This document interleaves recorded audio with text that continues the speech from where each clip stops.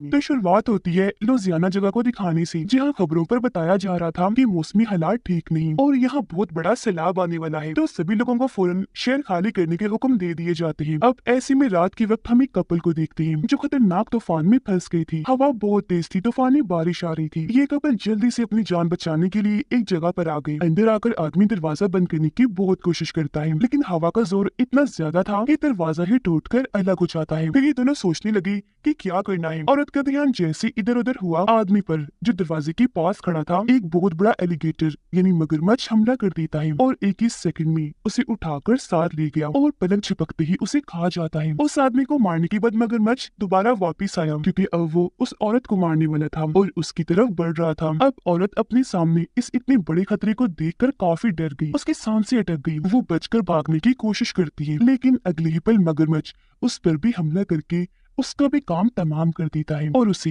कच्चा ही खा गया। यहाँ पता चला कि ये बस एक ही मगरमच्छ नहीं है, बल्कि इस जैसे और भी कई सारे थे जो सैलाब की वजह से समंदर से यहाँ आ गए और पूरे शहर में घूम रहे हैं, जिससे हम समझ पाए कि यही वो खतरा था। अगले दिन हमें एक जेल बस दिखाई गई, जिसके अंदर कैदियों को ले जाया जा रहा था, क्योंकि उन्हें जिस जेल में रखा गया था वहाँ अब सैलाब की वजह से पानी भर गया था। तो इन्हें अब किसी महफूज जगह पर ले जाया जा रहा था। बस में 2 पुलिस ऑफिसर्स और 5 कैदी थे। अब यहाँ बारिश इतनी तेज हो रही थी कि इनका अपनी मंजिल पर पहुंचना नामुमकिन लग रहा था। इसलिए एक ऑफिसर कहता है कि आज रात गुजारने के लिए हमें कहीं रुकना होगा। हमारे रास्ते में एक पुलिस स्टेशन आता है, तो हम वहीं रुक जाएंगे। अब इनके पास जो 5 कैदी थे सभी ने कत्ल किए थे, जिस वजह से इन्हें उम्र कैद की सजा थी। वो यहाँ चुपचाप बैठे हुए थे, क्योंकि उन्हें एक उम्मीद नजर आ रही थी। वो सोच रहे थे कि सैलाब का फायदा उठाकर हम यहाँ से भाग जाएंगे। अब हमें वो पुलिस स्टेशन दिखाया गया जो इनके रास्ते में आने वाला था, जहाँ ये रात रुकने वाली थी। यहाँ के शेरिफ यानी सीनियर पुलिस ऑफिसर एक औरत थी, जिसके साथ यहाँ 2 डेप्यूटीज ड्यूटी पर थे। शेरिफ के डैड जो खुद भी शेरिफ थे, उनकी मौत हो गई थी, जिसके बाद से उसने अपनी डैड की जगह संभाल ली।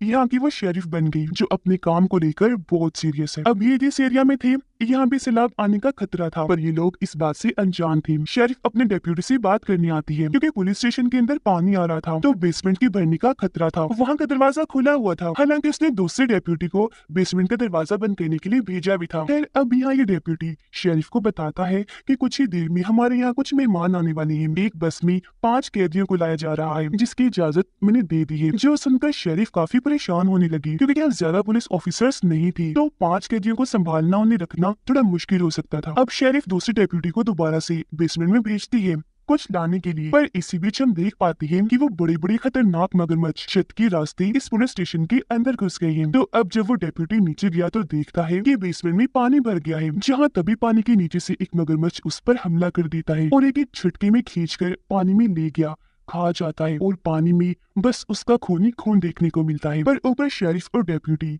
इस सबसे अनजान थे। अब हम कुछ लोगों को देखते हैं जो गुंडों का एक ग्रुप था और वो अपने कैदी साथी को छुड़वाना चाहते थे, जो उसी बस में था जिसे हमने देखा, और वो बस पुलिस स्टेशन जा रही है। इनका हेड भी था। यहाँ उन्होंने अपने साथी को बचाने के लिए पूरा प्लान किया हुआ था, लेकिन जब भी रास्ते में रुककर बस का इंतजार कर रही थी तो बस मुड़ती नहीं बल्कि सीधी निकल गई, जिससे ये मायूस हो गई, क्योंकि इन्हें उम्मीद थी कि जैसी बस मुड़ेगी हम उस पर हमला करके अपने साथी को बचा लेंगे। वो सोचते हैं कि उन लोगों ने अपना प्लान बदल लिया, तो सभी परेशान हो गई।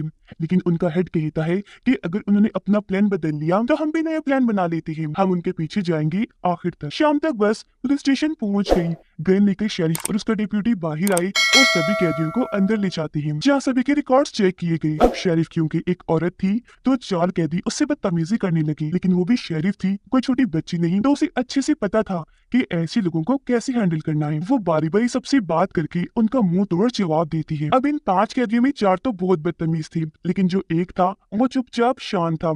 उसका नाम कोड होता है। वो यहाँ कोई बात नहीं करता, आराम से खड़ा रहता है। जो चीज शरीफ ने नोटिस कर ली थी, यहाँ शरीफ इनसे कहती है कि मैं तुम सबको साफ साफ बता देती हूँ कि सैलाब की वजह से हालात बहुत खराब है, तो आराम से रहना और दुआ करना कि आज रात खैरियत से गुजर जाए। लेकिन हाँ, अगर तुमने कोई होशियारी करने की कोशिश की तो मैं ये भी साफ साफ कह देती हूँ कि तुम्हें जान से मार डालूंगी। जिसके बाद उन सभी को अपनी अपनी सेल में बंद कर दिया जाता है। अब बाहर गुंडों का ग्रुप इस बस का पीछे करते करते यहाँ पहुंच गया था। वो सोचते हैं कि अंदर ज्यादा सिक्योरिटी नहीं होगी तो हम अंदर जाएंगे और गन पॉइंट पर अपने साथी को छुड़वा कर ले आएंगे। अब जब शेरिफ और डेप्यूटी अपने ऑफिस वापस आए तो बाहर से वो ग्रुप स्टेशन पर गोलियां चलाना शुरू कर देता है। ये दोनों जल्दी से अलर्ट हो गए, फौरन महफूज जगह पर जाकर जवाब में गोलियां चलाने लगते हैं। लेकिन इसी बीच गुंडे और उनका हेड अंदर घुस आए। उन्होंने सामने गन्स की हुई थी। यहाँ हेड पूछता है कि यहाँ कितने लोग हैं। अब शेरिफ और डेप्यूटी जहाँ एक जगह छुपे हुए थे वहाँ से शेरिफ जवाब देती है कि बस हम ही लोग हैं, एक मैं और एक मेरा डेप्यूटी साथी। वो यहाँ सच बोलती है, कोई चालाकी नहीं करती, क्योंकि वो ये हरगिज नहीं चाहती थी कि किसी की जान जाए। गुंडों का हेड कहता है कि हम यहाँ बस अपने साथी को लेने आए हैं, हम वादा करते हैं कि किसी को नहीं मारेंगे अगर तुम हमें हमारा काम करने दोगे तो। जिस पर शेरिफ मान जाती है क्योंकि वो सुकून चाहती थी। लेकिन वो दो पुलिस ऑफिसर्स जो इन कैदियों को यहाँ लाए थे, जो अब उनकी सेल्स की बाहर निगरानी कर रही थी, उन्हें भी गोलियां चलने की आवाज आई थी। इसीलिए उनमें से एक गन लेकर ऊपर आया चेक करने। देखता है कि एक जगह शेरिफ छुपी हुई है क्योंकि पुलिस स्टेशन पर हमला हो चुका है। शेरिफ उसे इशारा करती है कि कोई हरकत ना करे, यानी गोली वगैरह ना चलाए। लेकिन वो गन लेकर और लोगों के सामने आ गया। उसे देखते ही सभी उस पर अंधाधुंध गोलियां चलाने लगे, जिस वजह से वो काफी दूर जाके गिरा और उसकी वहीं पर मौत हो गई। ये देखकर शरीफ ने भी जल्दी से अपनी गन ली और उनकी तरफ शूट करती है। उनके भी एक आदमी को गोली लगी और वो वहीं जख्मी होकर गिर जाता है। लेकिन थोड़ी ही देर में शरीफ और डेप्यूटी सरेंडर कर देती है, यानी अपने हथियार डालकर खुद को उनके हवाले कर दिया था। गुंडों का हेड पूछता है कि कैदी कहाँ है। तब शरीफ उन्हें वहाँ लेकर जाती है जहाँ सेल्स थी। यहाँ एक पुलिस ऑफिसर गन लेकर खड़ा था जो उनकी तरफ तान देता है। तब शरीफ उसे कहती है गन नीचे करो। गुंडों का हेड भी उसे धमकाता है कि कर लो नीचे गन, क्योंकि अगर तुमने गोली चलाई तो अच्छा नहीं होगा। तब यहाँ वो शरीफ की बात मानकर गन नीचे रख देता है और अपने हाथ ऊपर करके खड़ा हो जाता है। यहाँ गुंडों का हेड बस एक आदमी को छुड़वाने आया था जो उसका साथी था, और वो और कोई नहीं बल्कि कोर्ट था। इन्हें चुपचाप शांत वाला कैदी। उसका सेल खोला जा रहा था। तब बाकी कैदी गुंडों के हेड को कहती है कि हमें भी यहाँ से बाहर निकालो, अपना साथी बना लो, हम तुम्हारी मदद करेंगे। जिस पर हेड साफ साफ कह देता है कि नहीं, मैं बस इसे छुड़वाने आया हूँ क्योंकि ये मेरा साथी है। अब कोर्ट का सेल खोलकर उसे बाहर निकाला गया जहाँ दोनों आपस में मिले। लेकिन बारिश काफी तेज थी तो फिलहाल वो यहाँ से नहीं निकल सकती थी, इसीलिए इंतजार करने का फैसला करती है। अब इनका वो साथी जो शरीफ की गोली से जख्मी हो गया था, वो नीचे वाले फ्लोर पर बैठा था जिसका बहुत तेजी से खून बह रहा था। उसके खून को सूंघकर मगरमच्छ यहाँ आया और सीधा आकर उस पर हमला कर देता है। एक ही वार में उसे पूरा निकल गया और ऐसे उसकी भी मौत हो जाती है। थोड़ी देर हो गई थी और अब गुंडों का हेड कोर्ट को लेकर यहाँ से निकलने वाला था, पर जाते जाते वो शरीफ को कहता है कि यहाँ लगे सभी कैमरास को हमें खराब करना है और जो हमारी शुरू से अब तक रिकॉर्डिंग हुई है उसे डिलीट करना है ताकि हर चीज क्लियर हो, हमारे खिलाफ कोई सबूत न रहे। शरीफ उसे यकीन दिलाती है कि आपको फिक्र करने की जरूरत नहीं है, पानी बढ़ने की वजह से कैमरास पहले ही खराब हो चुके हैं। लेकिन क्योंकि हेड को उस पर यकीन नहीं था, इसीलिए वो अपने एक साथी को शरीफ के साथ भेजता है कैमरास को बंद करने के लिए। हेड की साथी जब शरीफ को ले जा रही थी तो यहाँ दोनों की बातें हुई। वो शरीफ को कहती है कि मैं भी एक ऑफिसर बन सकती थी, लेकिन मेरी किस्मत में कुछ और ही लिखा था। नीचे जब भी आ रही थी तो देखती है कि बेसमेंट में भी पानी भर चुका है, जो देखकर हेड की साथी को यकीन आ गया था कि ऐसी तो कैमरास खराब हो गए होंगे और रिकॉर्डिंग भी नहीं हुई। इससे पहले वो यहाँ से जाती शरीफ को एक फ्लैश लाइट दिखी जो पानी में पड़ी थी। वो उसे उठाने पानी में गई तो पता चला कि ये तो दरअसल उनके डेप्यूटी साथी का कटा हुआ हाथ है जिसके हाथ में वो फ्लैश लाइट है। ये देखकर शरीफ काफी घबरा गई, फौरन हाथ को छोड़ देती है, परेशान रह गई कि ऐसा कैसे हो गया। हेड की साथी भी डर गई। वो अभी सोच रही थी कि तभी मगरमच्छ सीढ़ियों से नीचे उतरता हुआ वहाँ आ जाता है। उसे देखकर दोनों की होश उड़ गई। हेड की साथी गन उसकी तरफ करती है, लेकिन डर की वजह से ठीक टाइम पर शूट नहीं कर पाई। मगरमच्छ एकदम आकर उस पर हमला कर देता है, उसे काट कर खींच कर पानी में ले गया और ऐसे उसकी भी मौत हो गई। ये देखकर शरीफ काफी डर गई, अपनी जान बचाने के लिए वहाँ से जाने लगी, लेकिन वो उसके आस पास ही था। ऊपर से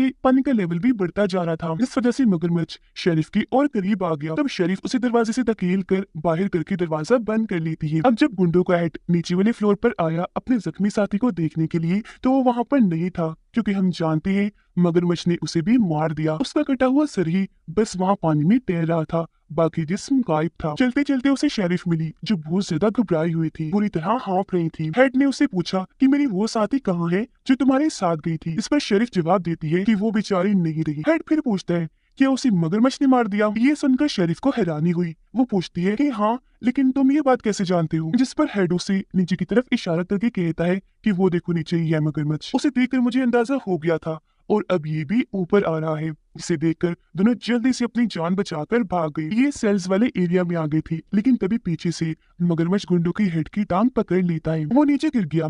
तब कोर्ट ने जल्दी से आकर उसका हाथ पकड़ लिया ताकि मगरमच्छ उसे खींचकर न ले जाए, लेकिन वो हेड को नहीं बचा पाया क्योंकि एक ही झटके में मगरमच्छ उसे खींचकर ले ही जाता है और उसकी मौत से कोर्ट बहुत ज्यादा दुखी हो गया, पर जल्दी से दरवाजा बंद कर देता है। अब एक कैदी जो इन सब हालात की वजह से काफी घबरा गया था और उसे कोर्ट की बचने न बचने की कोई परवाह नहीं थी, वो शेरिफ पर गन तान देता है और फैसला करता है कि मैं सब कैदियों को आजाद कर दूंगा, जिसके बाद वो शेरिफ को मार देंगी और हम यहाँ से भाग जाएंगे। वो बटन दबाने लगा, हालांकि कोर्ट उसे मना भी करता है, लेकिन वो नहीं सुनता और बटन के दबते ही सारे कैदी आजाद हो गए। दो कैदी शेरिफ को मारने लगे, एक गला पकड़ लेता है तो बाद में दूसरा उसे मुक्कों से मारता है, लेकिन शेरिफ जो बहुत बहादुर थी वो एक पर टांग से वार करती है और एक पर मुक्कों से, और ऐसे उसने इन दोनों से खुद को बचाए रखा। ये देखकर कोर्ट को गुस्सा आ गया। वो इन्हें समझाता है कि तुम लोग पागल हो गए हो, हमें आपस में नहीं लड़ना चाहिए, बल्कि कैसे भी करके खुद को जिंदा रखना चाहिए। हमसे भी खतरनाक चीजें यहाँ अंदर घुस आई हैं जो हमारा ही शिकार करना चाहती हैं। कोर्ट के हाथ में गन थी, वो दो पुलिस ऑफिसर्स को भी आजाद करवा लेता है जिन्हें कैदियों ने बंद कर दिया था। यह सब अकल से काम लेते हैं और इसी बारे में बात कर रही थी कि अब इन बड़े बड़े मगरमच्छ से कैसे बचना है। एक कैदी बताता है कि आप सबको अंदाजा नहीं हम कितनी बड़ी मुश्किल में फंस चुके हैं। सिर्फ मगरमच्छ का खतरा ही नहीं है, बल्कि पानी का लेवल भी बढ़ता जा रहा है। पानी जब यहाँ पूरा भर जाएगा तो हम मारे जाएंगे, एक तो पानी की वजह से, दूसरा मगरमच्छ की वजह से जिन्हें यहाँ आने से एक दरवाजे ने रोका हुआ है, लेकिन पानी के तेज बहाव से वो यहाँ आ सकते हैं, तो हमें यहाँ से निकलना होगा। जिसके बाद ये लोग वहाँ कपड़ा बांधकर एक एक करके यहाँ से ऊपर जाने लगते हैं। सबसे आखिर में एक कैदी रह गया था क्योंकि उसे चढ़ने में मुश्किल पेश आ रही थी। वो रो रो कर अपने साथी से मदद मांगता है क्योंकि यहाँ पानी की लेवल के साथ मगरमच्छ आ चुका था, लेकिन उसका साथी इतना खुद गर्ज था कि उसकी कोई मदद नहीं करता और वो बेचारा पानी में जाके गिरता है। अब मगरमच्छ तो इसी इंतजार में बैठा था, इसलिए फौरन वहाँ आकर उस पर हमला कर देता है और काट काट कर उसे खा जाता है। उसकी ये दर्दनाक मौत सब अपनी आंखों से देख चुके थे। एक मगरमच्छ मुंह खोलकर ऊपर आया, लेकिन शरीफ ने उस पर गोली चलाकर उसे वापस भेज दिया। अब जब ये ऊपर आई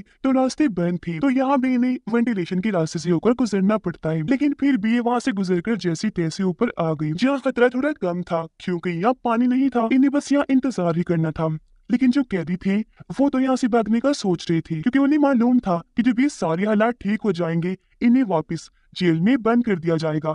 इसलिए दो कैदी आपस में प्लान बनाते हैं। यह शेरिफ कोर्ट से बात करती है, कहने लगी कि तुम मुझे बाकी कैदियों जैसी नहीं लगी, मैं नहीं मानती कि तुमने किसी का खून किया होगा। तब कोर्ट बताता है कि मैं असल में अफगानिस्तान में था, लेकिन अपने सीनियर से झगड़ा करने की वजह से नौकरी से निकाल दिया गया, जिसके बाद मैंने ड्राइवर की नौकरी करना शुरू कर दी, जिसमें मुझे कुछ लोगों ने ऑफर की कि हम बैंक लूटेंगे, इसमें तुम्हारी थोड़ी सी मदद चाहिए, तुम्हें ज्यादा कुछ नहीं करना, बस हमारे लिए गाड़ी चलानी है। मैं उनकी बात मान गया, लेकिन मैंने ये शर्त रखी कि तुम किसी की भी जान नहीं लोगे। वो लोग भी मान गए, उन्होंने मुझसे इस चीज का वादा किया। लेकिन जब हम चोरी करके निकल रहे थे तो एक पुलिस ऑफिसर ने हमें रोक लिया। तब उन लोगों ने मुझे मजबूर किया, धमकी दी, पुलिस पर गोली चलाने की। मैंने उस पर गाड़ी चढ़ा दी, जिसके बाद हम पकड़े गए। ये सुनकर शरीफ को यकीन हो गया कि कोर्ट सच में असली मुजरिम नहीं है, बल्कि जुर्म इससे जानबूझ के करवाया गया और इसे मजबूरी में करना पड़ा। दो कैदियों को एक अलग कमरे में रखा हुआ था, जहाँ अभी भी पुलिस ऑफिसर्स उन पर नजर रख रही थी, पर एक कैदी की नजर तो गन पर थी। वो सोच रहा था कि किसी तरह गन उठाऊं और इन दोनों ऑफिसर्स को शूट करके यहाँ से भाग जाऊं। अब तभी एक कैदी पर मगरमच्छ का हमला हुआ,